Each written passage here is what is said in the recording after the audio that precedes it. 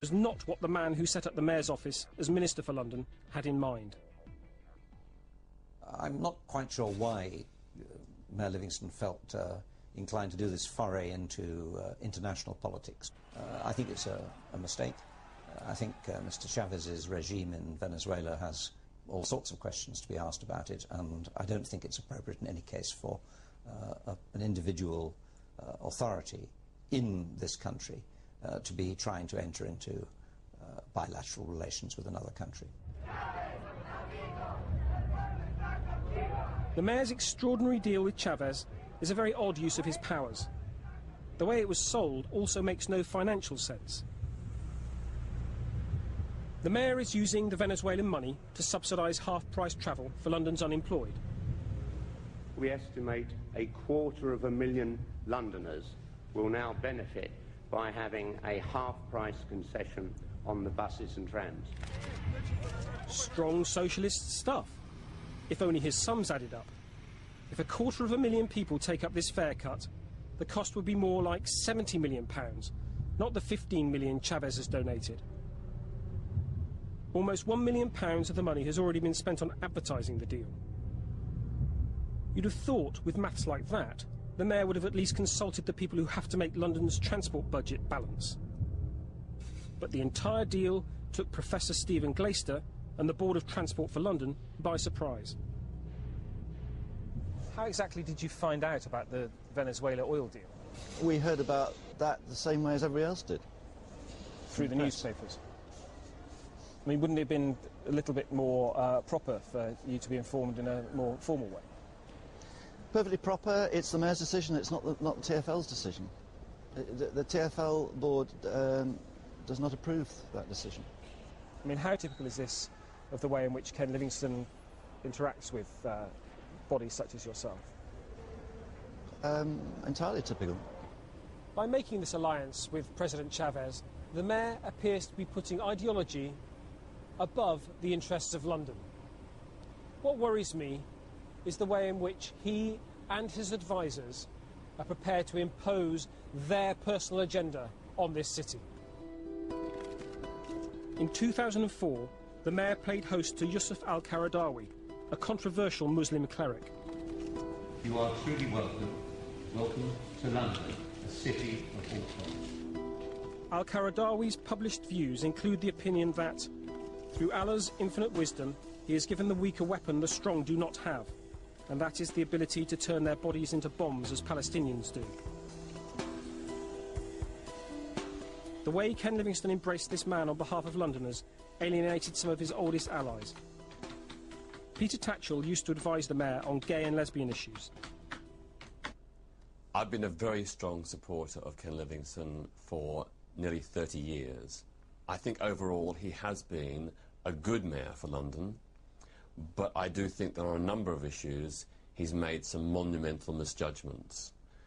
When I questioned the rationale and the ethics of inviting Yusuf al-Qaradawi to London, the relationship with Ken Livingstone suddenly changed. Ken took the view that because I didn't agree with him inviting to London someone who was anti-Semitic, homophobic, misogynistic, and who justifies terrorist suicide bombings, because I opposed that, I was an Islamophobe.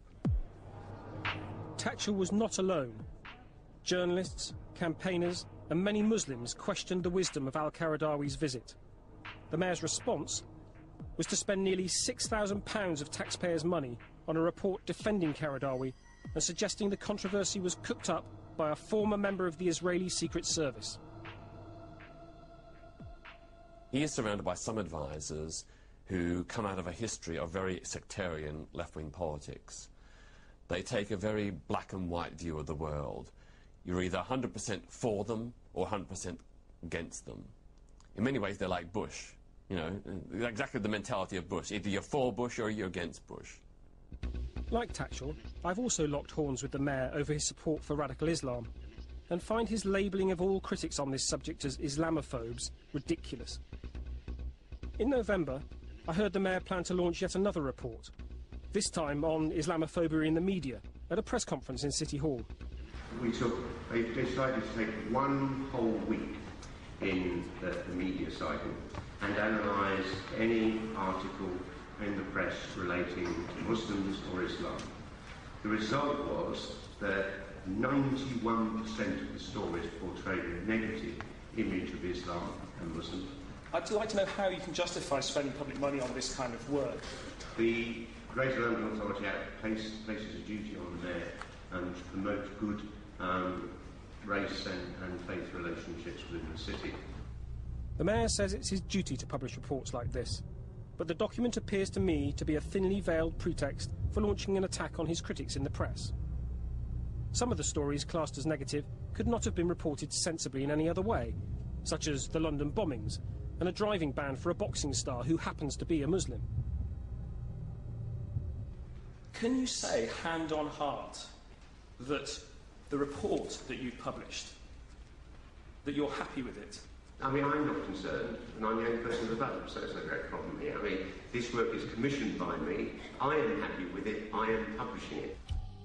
The mayor may say he's happy with this report, which cost £31,700, but it was roundly dismissed in the press as oversimplistic propaganda. He's allowed to spend such large sums of public money like this because the mechanisms designed to hold the mayor to account are just not up to the job. When the institution of mayor was created in 1999, the government also formed a body called the London Assembly, made up of 25 elected politicians from around London. Its job is to scrutinise the work of the mayor. I think what happened when the Mayor of London was being created is that the government at the time created an assembly to oversee the mayor that frankly is much weaker than it probably needs to be in order to hold the mayor properly to account. When we arrived, we had an induction, and we wanted to understand how the mass of civil servants, the officers who work for the GLA as a body, would operate in terms of their relationship to us and their relationship to the mayor, and how would they operate if we were on the same subject on opposite sides. You know, where would the Chinese walls be and all of that sort of stuff. So they produced a flowchart to demonstrate how this officer body, which is massive, would work. And it had this huge arrow from the officer body to the mayor, and this tiny little arrow from the officer body to the assembly. And thus it was. The weakness of the assembly is that it only has one sanction, to reject the mayor's annual budget, but it never has. This allows the mayor to have the upper hand. For example, on the 13th of June last year, he defended his highly paid transport advisor, Bob Kiley, against criticisms he was being paid to do nothing whilst a recovering alcoholic. Livingston was able to walk all over the elected members. Those who are sniggering at the moment. Wait, and neither do all of you do the work you're paid for, given you're paid $50,000 a year to come in and do a full day's work. Most of you aren't doing that, and you're taking the money, and frankly that's almost fraudulent on the council taxpayer. I think Ken Livingstone, as Mayor of London, quite often gives the impression he thinks many members of the Assembly are dunderheads. I mean, he just doesn't give them the kind of respect you might normally think that a leader of an institution like that might, but that's his personal style. You casually use words to smear someone who's a giant compared with a midget like yourself, frankly, and so say the truth, admit it. Some people might say, well, perhaps it's simply the case that you are not up to your job.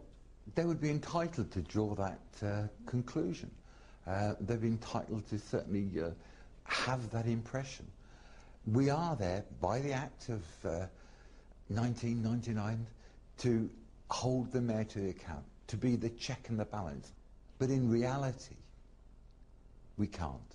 I think the Assembly tries its best, but it really doesn't have the appropriate power or the necessary people, I think, or the attractiveness